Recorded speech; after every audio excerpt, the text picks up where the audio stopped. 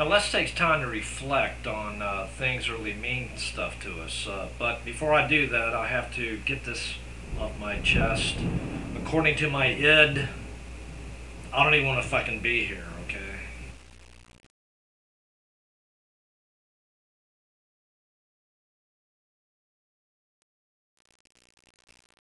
Thank you.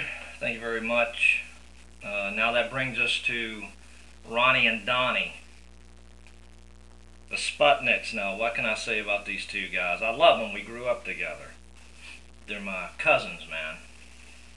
Ronnie actually made McFarland history, I believe. He was one of the first ones of us to actually graduate from college. He got his bachelor's degree in accounting. I remember when that happened. He was working very hard to do that, and he did it. I'm very proud of him on that. I do remember that when I heard that he became a financial loan officer, I thought to myself, now there's another McFarland first, one of us that actually lends money.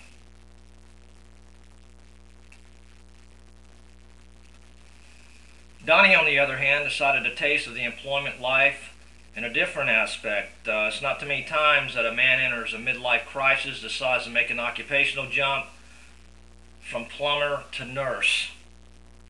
But that's what he wanted to do, and he did it.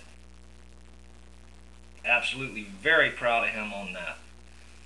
Tell you what, though, if I was a patient of Donnie's and I knew a little bit about his work history, I'd be a little bit nervous about the morning enema.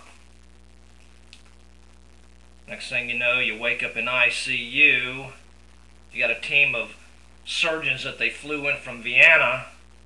And one of them says, Mr. Laney, don't worry about it. Everything's going to be fine. And we had to remove 10 foot of sewer snake material from your guatinum.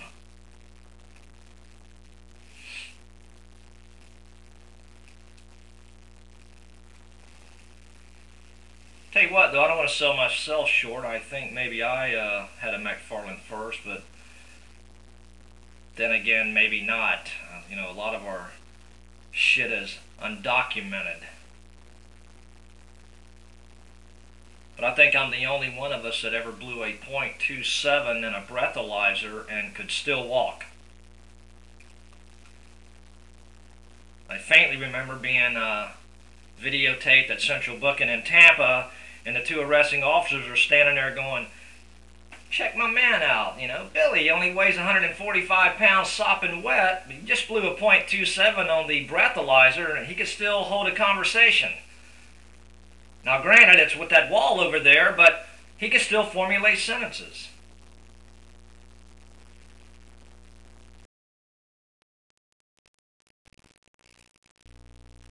Thank you very much.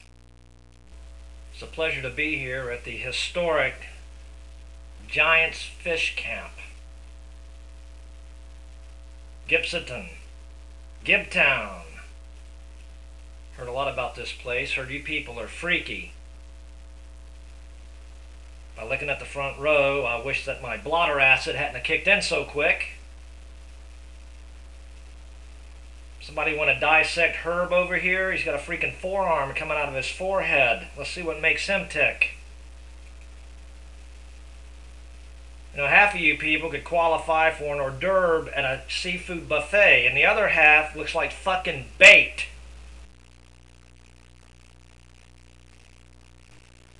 Last weekend I had a few too many beers to drink, and anybody know what the tower fan is? I like it. I got one. They're pretty cool. Looks like a tower. It's a fan.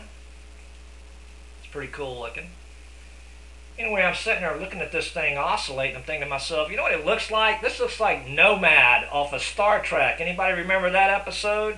This tube-looking thing that floated around and it got pissed off at people. It would kill them because they weren't perfect.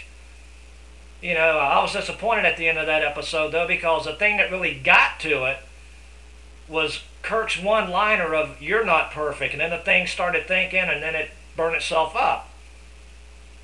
So I was looking at my tower fan, I was going, what would happen if the thing was just start lifting off the ground and talking shit to me about how it's going to annihilate me because I'm not perfect? You know what, I wouldn't even have a conversation with the thing, and I'd just walk over and unplug the motherfucker.